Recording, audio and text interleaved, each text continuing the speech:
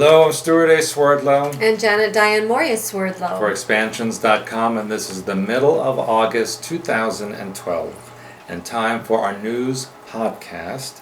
And there's a lot of things to discuss today. I hardly know where to begin, so I'll just start wherever I think I can. And the very first incident that I'll talk about, because it's all related to the southern hemisphere at the moment, is, as you may have heard on the news last week, there was snow throughout most of South Africa. Now, there hasn't been snow in this quantity in such a widespread area in South Africa for over a century. It's not uncommon in the higher elevations for there to be snow at this time of year because August is winter in South Africa. However, this was very widespread. Cold air coming up from the Antarctic and colliding with warm Atlantic and Indian Ocean air to create the snow. And it does, in fact, I won't say prove, but at least enhances what I've been telling you about an ice age starting to begin in both the northern and southern hemispheres, and it will come from the extreme North Pole, extreme South Pole.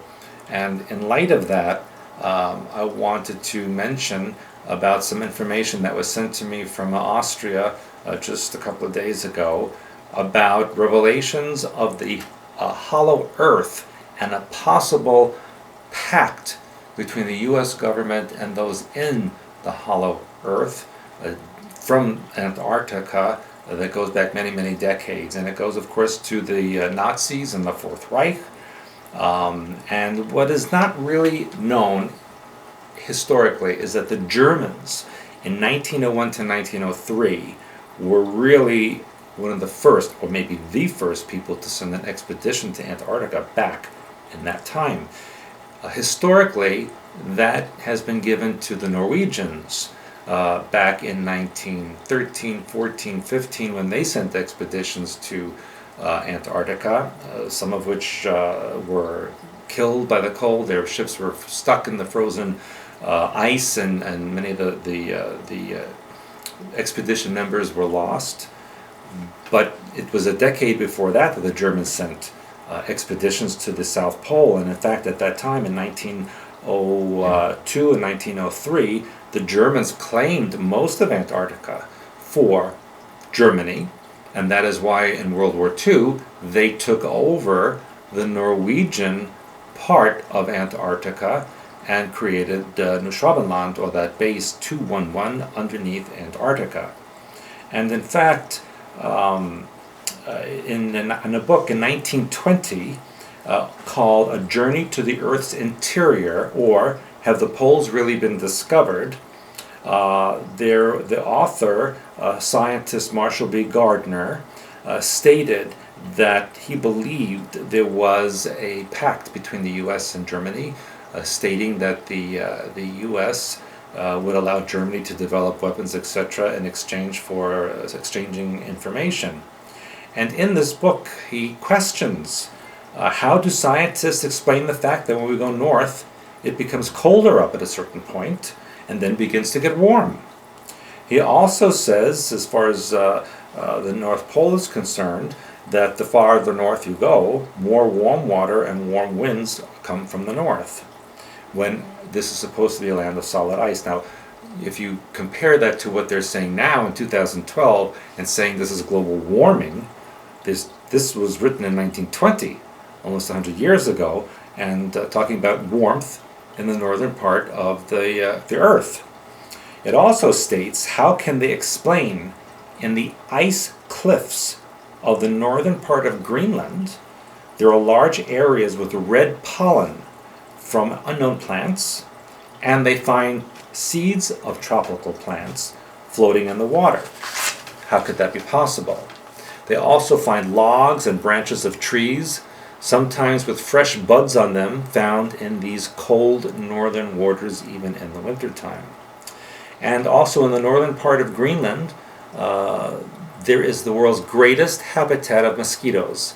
And he questions, this is an insect which is only found in warmer countries. How could they have gotten to the northern part of Greenland when they should be from the south? And where do all the foxes and hares go which are seen traveling north in Greenland? And then they disappear. So these are many questions that are being asked back then. It also stated that in 1946 that the U.S. apparently attempted to retake Antarctica from the Nazis in what was called Operation High Jump, and you can look that up online, and that there were as many as 1,500 troops that were lost in that battle, and apparently whoever was there, the Germans, Fourth Reich, kept their territory.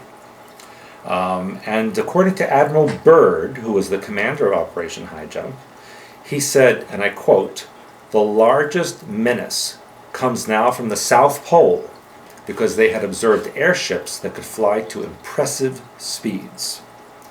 So all of this should be taken into account when we hear about global warming and warm air in Antarctica and the North Pole. There was an article recently, too, that said there was a UFO spotted over Antarctica.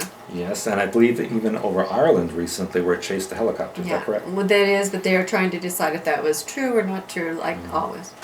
And as you also know, there had been a tremendous heat wave here in the Midwestern United States, and now it's quite cold. And in fact, the news services are reporting that there will be no more hot air coming into the Great Lakes or the Northeast for the rest of the season, and in fact temperatures should be below normal for the rest of the season.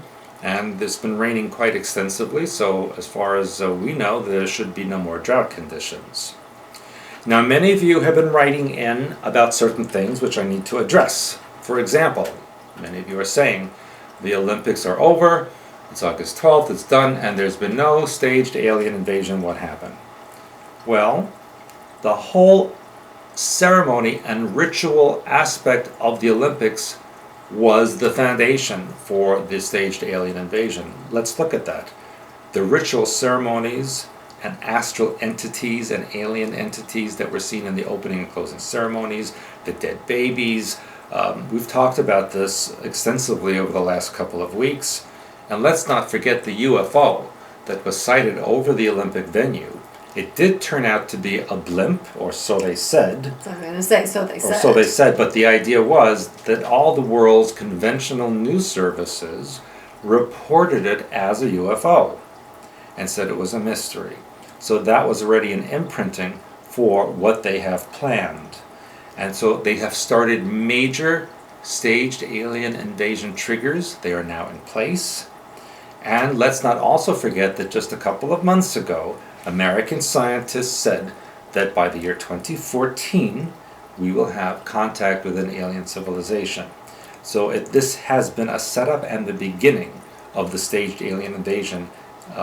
Just because we don't have little green men walking on the ground yet, doesn't mean it hasn't begun. The other thing I found quite curious was the fact that Prince William opened with Kate Middleton opened the Olympics, and Prince Harry was very much to the forefront of the closing of the Olympics, because they said that Prince William was called away for whatever training exercise he had to do for his war stuff.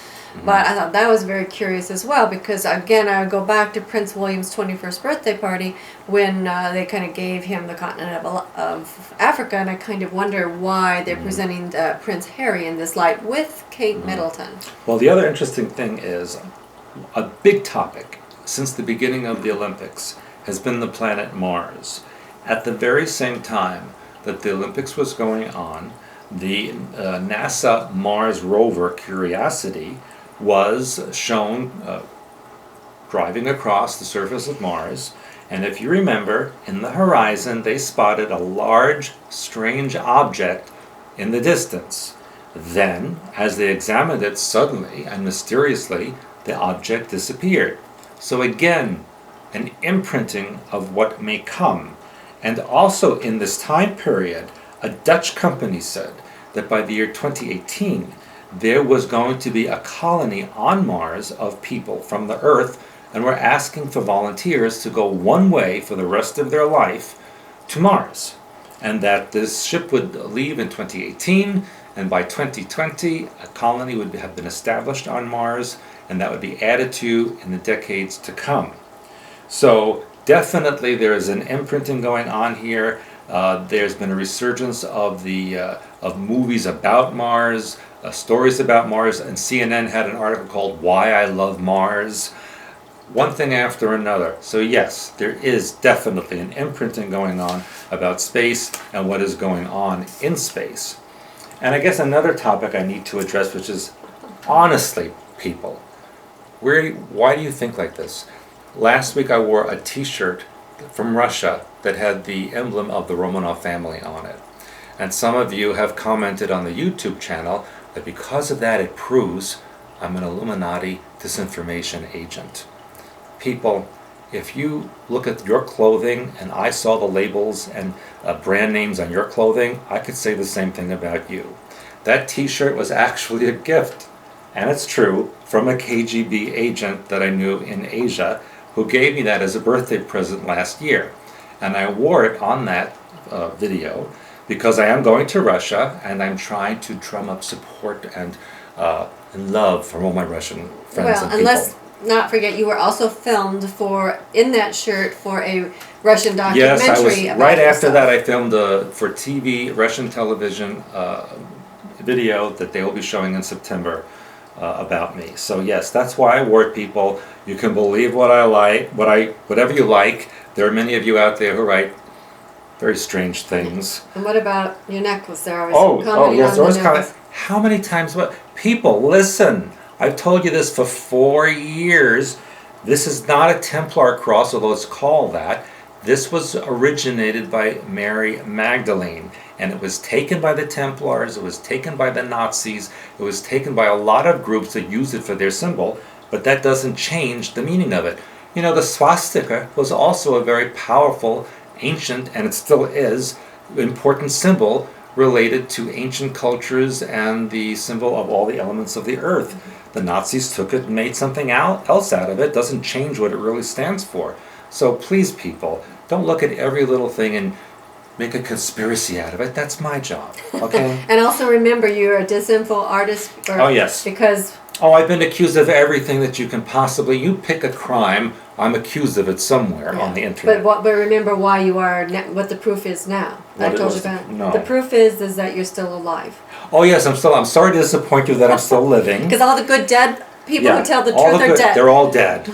I'm very sorry about that. So we were told because if you're still alive proves you're disinfo. But, you know, maybe I'm a vampire too. So maybe they tried to kill me and I got out of my coffin. Yeah. But anyway, who knows? It is really amusing. So I was just going to say, please keep writing those things in because it gives us things but to seriously, if you spent that much time fixing your lives as you do analyzing mine, you'd have a much better life. Seriously. Okay? So let's not pick these things apart. And on another note, I just have to tell about this story because it's so fascinating to me. And that is this man named Gary Harrington of Oregon was jailed for storing rainwater on his property. He's collected 13 million gallons of water on his reservoirs, enough to fill 20 Olympic-sized swimming pools. Well, he was sentenced to 30 days in jail and issued a $1,500 fine by the state of Oregon because you're not supposed to collect rainwater in Oregon. You know, water is state property, apparently. Now, initially, in 2003, the state gave him permission to store all this water, but then they reversed that decision. And so Mr. Harrington, and good for him, is defying the state and saying water coming from the sky is free for everybody to use.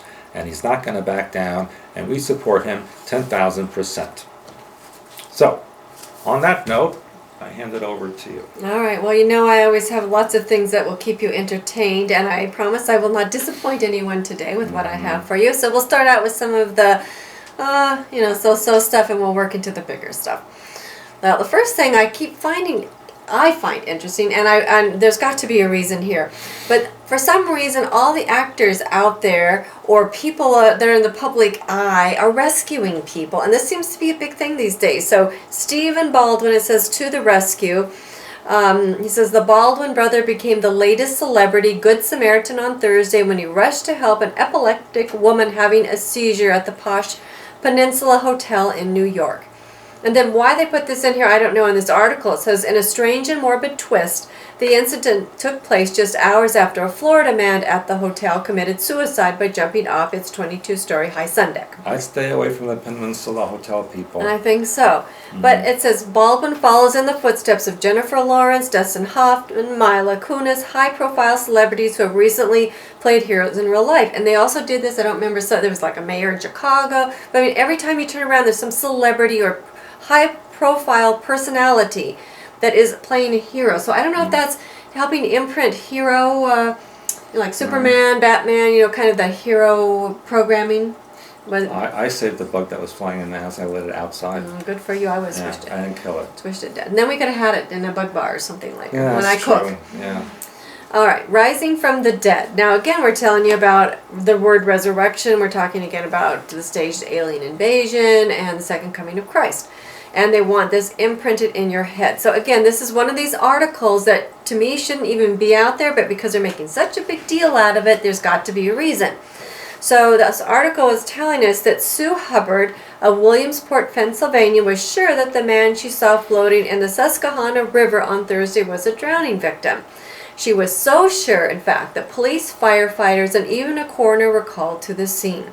And as this emergency team was trying to figure out the best way to get this body out of the water, it set up. And it said he was wearing a life jacket. Now, the coroner says, "Let me tell you," this is a quote, "it was quite a shock for us. He was bobbing up and down in the water and he really looked like he was dead." Then the police captain said, "It's a miracle." Okay? It's a miracle that this live man sat up. Yeah. The drowning victim, it turns out, was, now here, get this name, Joseph, Mary and Joseph, D'Angelo, From the Angels. who said he had just been taking a nap in the river. Who does that? I mean, really, you see that every day pretty much. He happened to wake up when a dragonfly, more programming, landed on his nose, according to the Associated Press. So, again, it's more imprinting for you. But this article has played over and over and over and over in the news. Was he wearing a Romanov shirt with two-headed? I believe so. It could have been. Okay, now on to your friends the Nazis, because yes, we my know that friends. you're part of them. Yeah, I worked for them. Yeah, okay, now here we go. Remember we told you that They pay me an old Deutschmark that I can't use anymore. I know, I want the real stuff. Seriously. Gold coins would be nice, Really? Stella. A woman in an Italian supermarket in northern Italy was so upset because she was discovered that there are wine bottles there featuring images of Hitler. Now, why would this happen? In Garda, northern Italy, one of the bottles being sold in the supermarket near the hotel was called Mein Kampf, after the right-wing dictator's famous book. Another was called Ein Volk, ein Reich. Ein Volk. That's a Volk, ein Volk, ein Reich, ein Führer. One people, one empire, one Führer. Very good. Don't give up your day job. So anyway, the Nazis are out there still. They're still imprinting you.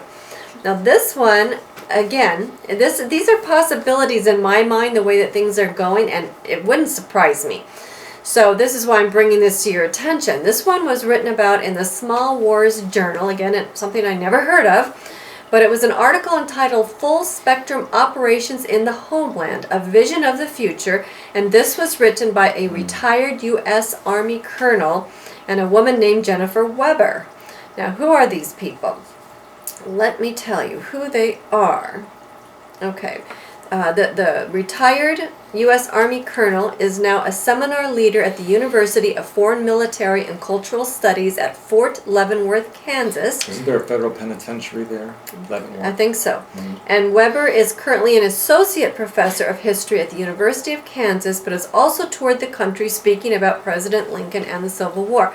Now, why is this important? Because these people say that the U.S. is headed for a civil war. In fact, they're telling you when, because of the way things are going. They're claiming that in May 2016, an extremist militia motivated by the goals of the Tea Party movement takes over the government of Darlington, South Carolina, occupies City Hall, disbands the city council, and places the mayor under house arrest. Oh, that's pretty specific. That's very specific. According to their story, the movement will then spread from Darlington and into various checkpoints on travel routes like I-95 and commercial and passenger rail lines. Then they tell us that the Tea Partiers will join forces with groups like the Ku Klux Klan and the Minutemen to bring a racist and anti-immigrant element into the controversy. We don't have that now. Well, but they apparently say it's going to go into the forefront. Then they tell us that this will plunge America into a new civil war, and it says that it will lead up to a full-blown civil war on American soil, much like the one that is currently gripping Syria. The article also describes the plan of the American military to quash the rebellion orchestrated by its own citizens. Now, the fact that this was written, of course, is interesting, but what always interests me is what gets put out in front of the media. So this was published in the Washington Times, and of course... Washington Post? Or no, it says Washington Times. Yeah. And once that happens, of course, everybody's got to go look it up, and then it's got to be reported everywhere. So again, it's imprinting people with the idea of American Civil War on our soil. However, of course, the Washington Times ran it down and called the story, quote, a choppy patchwork of doctrinal jargon and liberal nightmare. But the people who wrote it are not nuts, as far as we know. They have good credentials. Yeah, they have a big chance to do that. They did, and so they have obviously credentials. So to lighten up the mood a little bit before I get into... No more three-breasted women, are Well, I do want to keep you abreast of the news, but first I have to lighten it up to get you prepared. Because you have to remember also, I've been telling you, because I know you want to know this stuff, that there's a lot of bestiality that's being promoted. Really? Now this time, and it's always a different take on it, so that's why I don't want to tell you the same bestiality stories all the time, but ones with a different take. So Jeremy Johnson, who's 20 years old of Pennsylvania, remember the guy in India that had married the cow?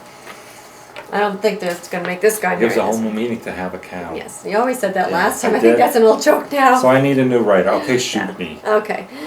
So, Jeremy Johnson, 20, of Pennsylvania, pleaded guilty to breaking into a barn and performing oral sex on a female horse. Do I need to hear this? Do I need to hear this? Why do we any of us need? Why do they put this in the news? Or could it have been my ex-wife? I don't know. No, that's not nice. Don't say that. Shame on you.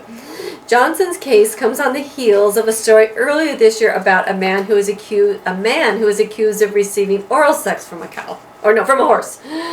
But he was not charged under the state's recently to get out more passed, or the man does, passed bestiality law because of an apparent oral sex loophole in the ordinance. So again, it's like bestiality everywhere you look. It's just like crazy stuff. It's beastly, the whole thing. It is. Okay, now because I don't want to take away. Where do you find these stories? Would you like to know? Well, seriously. There's work that has to get done around here. You're looking at these terrible things. Yeah, it's fascinating, isn't it? Okay, now to keep you abreast of the news. Okay, here we go. Now, I always want to tell you what keeps going on because women's breasts are such in the forefront these days. Yeah, they're in the forefront, all right. You got that? That's right. Brilliant. Okay. This New Jersey mother, I didn't even write her name down here, but I'm sure you can look this one up. She appreciates that. Yeah. Well, apparently because it's in everybody else's internet. She's from New Jersey, so yeah. you know. She supposedly made an instructional breastfeeding video. Insert nipple into baby's mouth.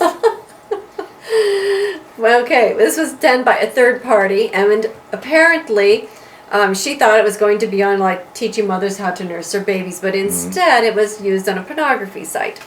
So it's like this breastfeeding stuff is just like blown out of proportion. I don't even want to know why. That's all I wrote. If you really want to know, you can look that one up. But just so you know that maybe this, according to this study, must be true, because it said that both men and women ogle women's breasts, and so they did a study. Now again, isn't that a good use of your money? It says that we can't just pin this on men. This was by Sarah Gervais, if she's French, the study's lead author. Women are perceiving women this way too. It can be related to different motives. Men might be doing it because they're interested in potential mates. I don't think that's why they do it. Well, women may do it as more of a comparison with themselves, but what we do know is that they're both doing it. And I feel so much better now that I know this study's been done. I wonder how much they spent on that. Oh, I'm sure I don't even want to know. Okay, now speaking of breasts, we're going to move on. Now this is my last article, but it's really interesting, so I'm going to spend a little bit of time on it. Oh no. Because this was just the warm-up stuff. Somebody sent me an article talking about the recent cover of the New York Times. Oh, yeah. Which it is interesting, talking about gender variant or gender fluid children. Now, again, when they introduce these terms, they make it sound like, everybody knows what those mean. I never heard They make up these terms and they before. make it seem like you're supposed to know what that is. And specifically what they're addressing in this particular article is boys who like to dress up like girls one day and then be boys the next day. So it starts off with the story of Susan and Rob, who allowed their son to go to preschool in a dress. And when they did, they sent an email to the parents of the class to tell him that some days he likes to be in a dress and some days he likes to be a boy. But they were still worried, of course, how he would be received when he showed up in his purple, pink, and yellow striped dress the next morning. Yeah, because that wouldn't be odd for children to see that. Well, but the thing is that there are dress codes, but apparently it's okay to break them for this. You can't wear a hat, you have to be sure certain things are covered, but you can, they're breaking dress codes. Now, when this Alex, their son, was apparently 4, he pronounced himself a boy and a girl. But in the 2 years since, they say it's become apparent that he is a boy who likes to sometimes play with feminine things. And on days he opts for a boy, he acts like a boy. On days he acts like a girl or dresses like a girl, he acts like a girl. I don't think there's any program involved with that. I don't think so. It's not like he's going into an altar or anything like that. So it says... He's just being fluid. Yes, he's being fluid or variant. We're not sure which. Yeah. Okay, it says, of course, had he been a girl who'd done boyish ways, that no one would raise an eyebrow at a girl who likes throwing a football or wearing a Spider-Man t-shirt. Now, there used to be corrective therapy, apparently, so the boys acted this way, the parents would try to correct that. And it says here, even then they bring in transgender people, who preserve the traditional binary gender division, born in one, belonging to the other.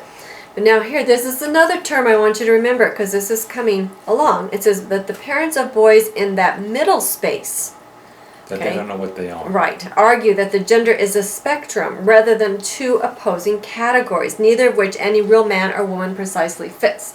So, again, if you listen to what Stewart and I have told you, that males have female in them, females have male in them. And again, if you're one way or another, it's one thing, but now they're openly putting this out that this is... Actually, the kid grows up, he can marry himself.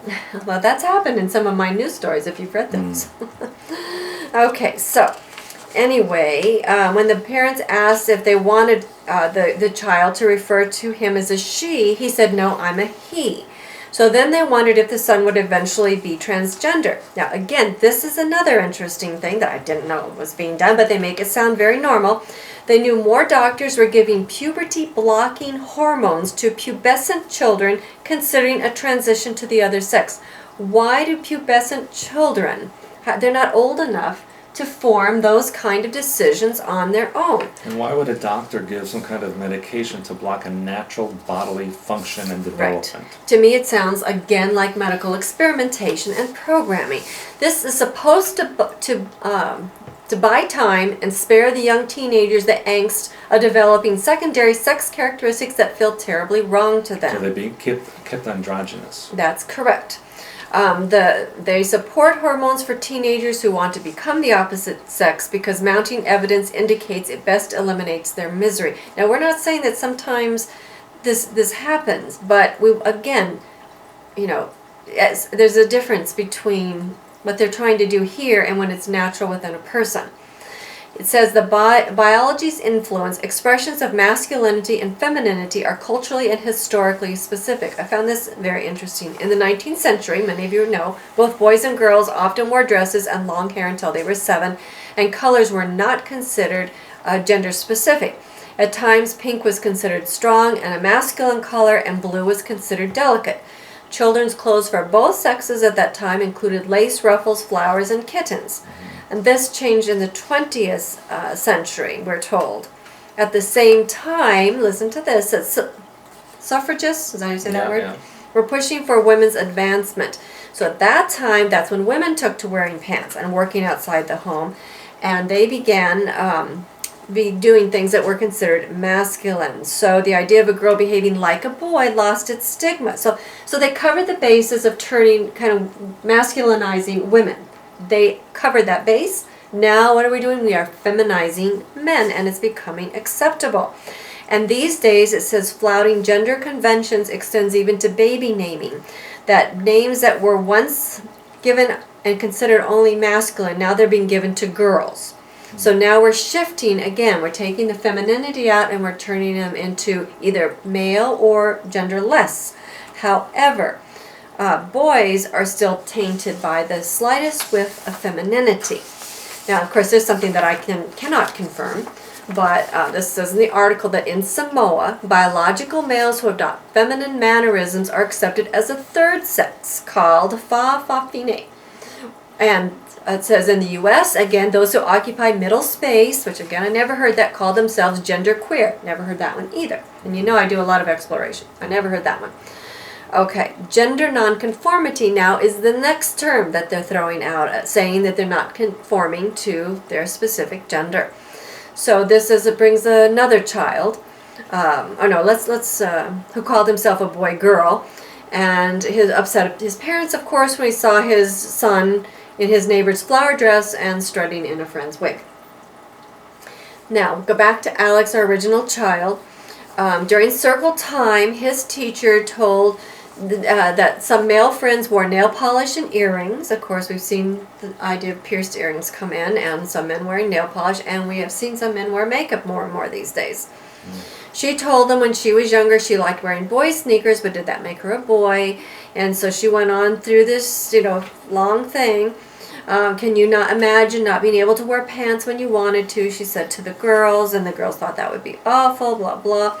And so now, with all the courage Alex has, he pulls on his pink socks, sparkle kitten sneakers, and heads boldly off to kindergarten. Now, I also want to remind you that some years ago, Stewart and I wrote The True Reality of Sexuality. And in this book, we talked about intersex, which is basically different than what they're telling you here. I hope you've read this book because it's very good. But there is an organization which a lot of people don't realize called the Intersex Society of North America. And the motto is, quote, building a world free of shame, secrecy, and unwanted sexual surgery since 1993.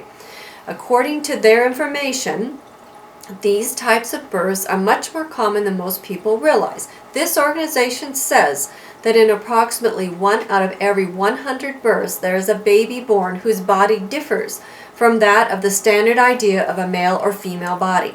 And according to their statistics, 1 to 2 out of every 1,000 of these babies are surgically corrected to fit the conventional standard male-female body.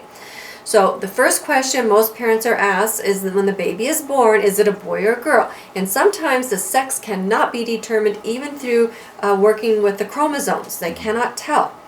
So the standard procedure is to normalize the genitalia as soon as possible and then treat the child in the same way that you would that sex. And the Intersex Society of North America wants the medical community to wait for the child to develop, which makes sense, emotionally, and then decide which sex he or she identifies for. However, what we wrote about in this book is, should there be a third sex? And we wrote in here perhaps a category called androgynous, because after all, God mind is without gender.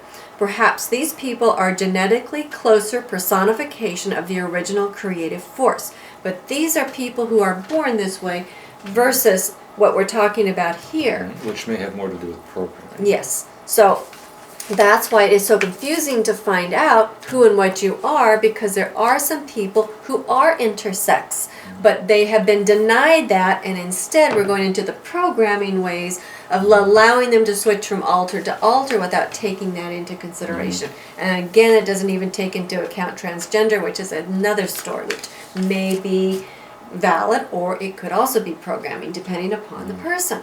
So what do you think of all that? I think that we're going to have a lot of trouble in another decade or two, and that people are not going to know who or what they are.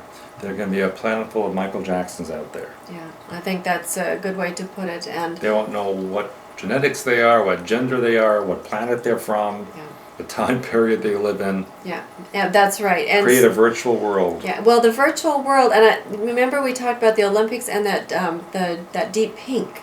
And the Germans dressing in the blue and pink, and the girl that's running for whatever, the Senate, having a pink website, the deep pink. That to me is more like a cartoon land, the airplane that's the Hello Kitty, the airplane that's the land of the hobbits.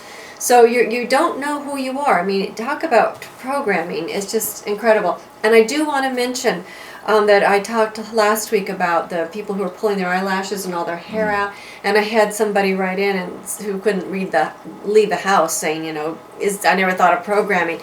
There is so much programming stuff going on. That's why you don't think about it. So if you're watching this, please, you need to read our work and our materials.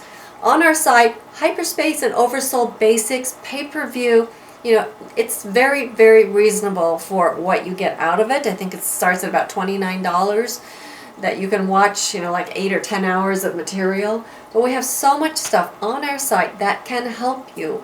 So don't sit around and suffer. If you're watching these videos, stop throwing rocks, take a look at yourself, and you need to do some serious work, because if not, as you say, within the next decade or so, if not sooner, you're going to have problems. Your children will have problems. Your children's children will have more problems, and this society is going to be even more messed up.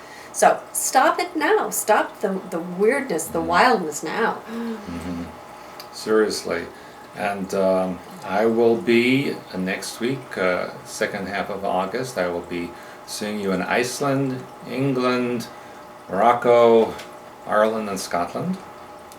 And if you can't make it there, come to the U.S. If you're already in the U.S., come to St. Joseph, because the end of September we have an absolutely phenomenal 10th annual conference planned for you.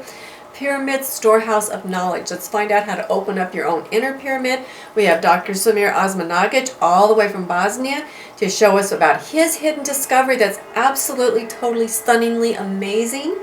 And we will change your life. People come to our conferences and it's practically guaranteed. I will say 100% guaranteed, or your money back, your life will be changed. So it is an amazing experience for you. Yes, and so I look forward to seeing you somewhere in the world, and hopefully here in St. Joseph. Oh, well, Russia after that. Oh, yes, and after that I will be in Russia. And Thailand, I hear. And Thailand, you hear? Yes, and Phoenix. Stargate to the cosmos. Yeah, I'll be there. It's just like, where will I not be? Yeah, that's right. So anyway, if you have a desire to find out if he's alive or not, a informant or not. If I'm a shape-shifting reptilian or not. a vampire. Yeah. Or your eye and his eyes turn black. Yes. Or if I can make people's eyes bleed, as I've been accused of that too. That was a good one. That was a good one, yeah. Lots of them are good. Yeah. So anyway, if you want to figure that out for yourself, somewhere in the world, you can meet up with us. And if you dare. If you dare, that's right. Because you know what? We are into exploring the total aspect of the God mind, the dark side, the light side, and everything in between. It's all part of one thing. Right, we're in the middle space of God mind exploration. We are fluid. And variant. Yeah, we're going to be wearing all kinds of dresses and suits and things next time. Yeah. Or maybe nothing.